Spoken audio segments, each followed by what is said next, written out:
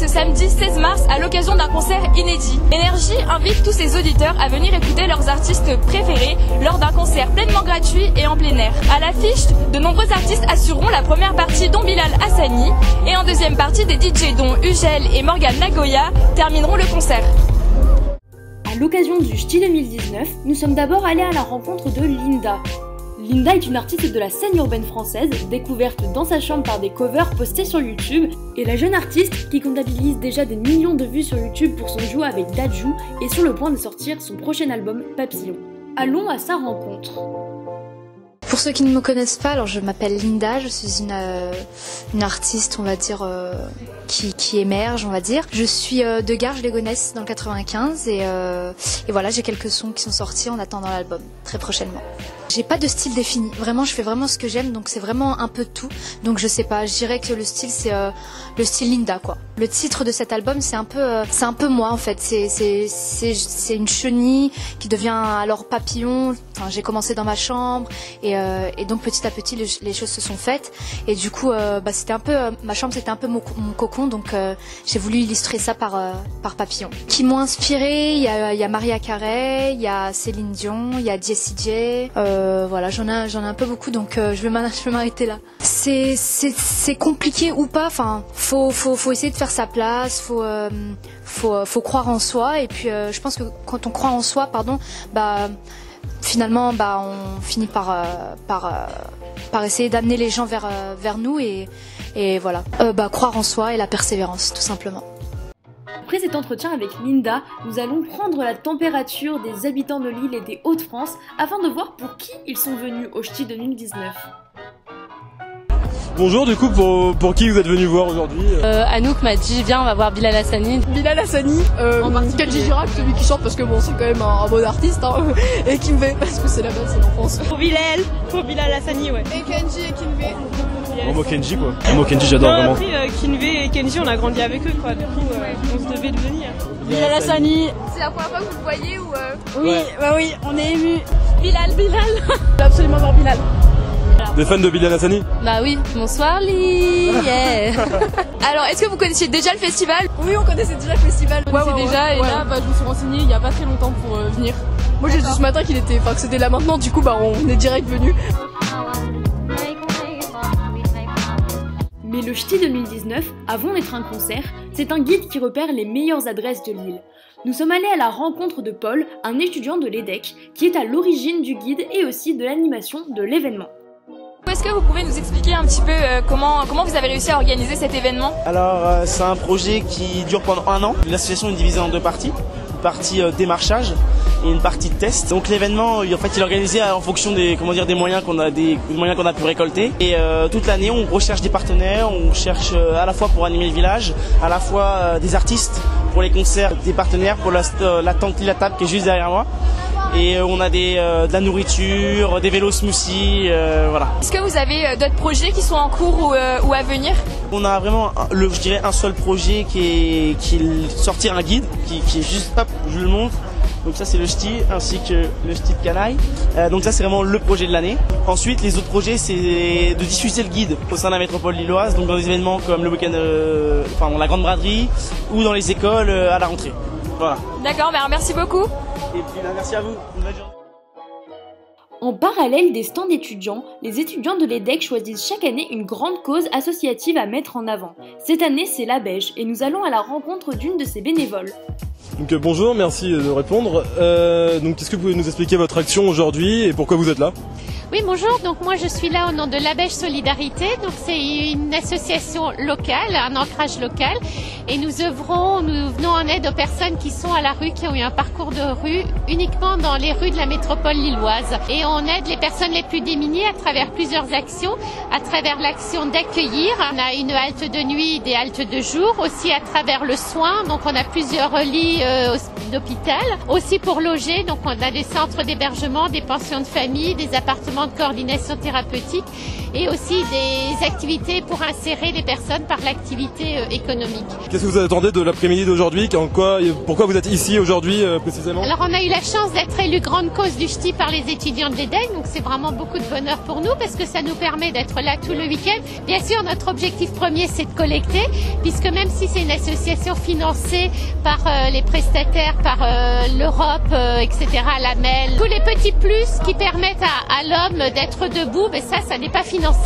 Donc les séjours de rupture, les animations sportives, les sorties, tout ça, il faut qu'on trouve l'argent pour permettre aux personnes de se remettre debout et d'avoir une vie presque comme la nôtre, en tout cas de regarder voilà, toute la dignité humaine. Et donc on est là pour ça, pour collecter, mais aussi pour nous faire connaître, pour savoir ce que c'est la Beige et pourquoi on est là.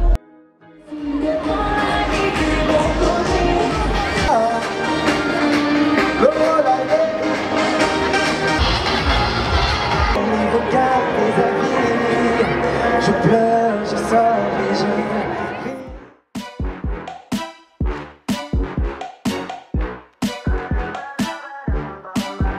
Une fois la nuit tombée, tout change maintenant place des Beaux-Arts à Lille. Le public enflammé de Lille assiste maintenant au set des DJ Morgan Nagoya et Ugel qui achèvent la journée de concert. Florian Ugel, plus connu sous le simple nom de Ugel, est un DJ marseillais désormais de renommée mondiale.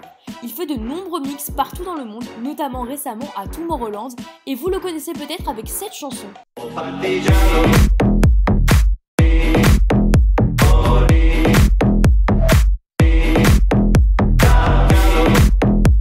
Et oui, le remix de la Casa de Papel, c'est lui.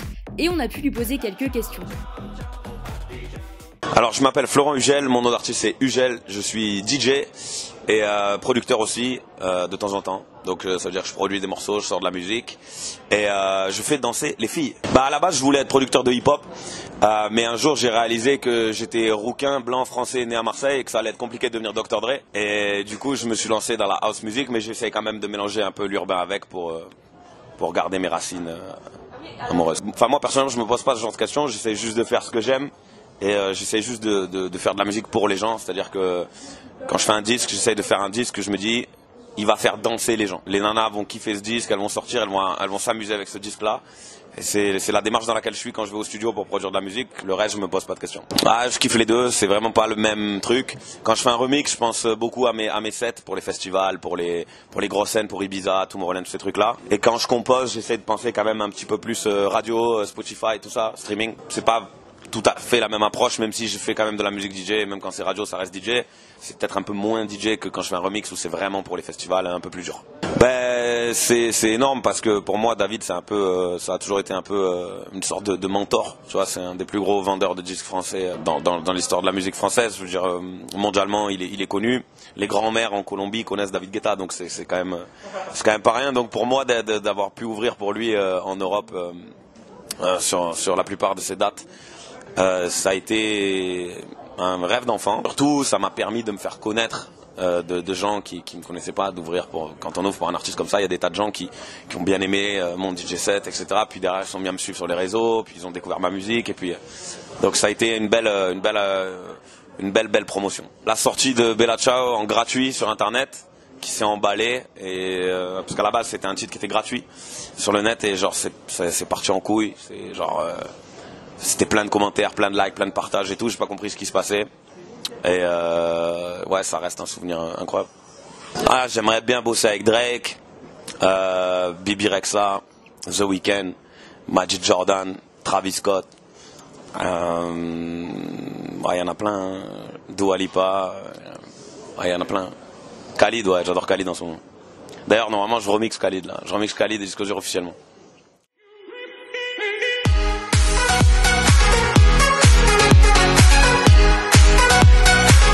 Allons maintenant à la rencontre de Morgan Nagoya, DJ français résident à la radio Énergie. Celui-ci effectue les émissions Énergie Extravagance tous les samedis soirs et réalise de nombreuses scènes partout en France. Il est également le directeur artistique du festival musical Unity Music Festival et nous allons lui poser quelques questions.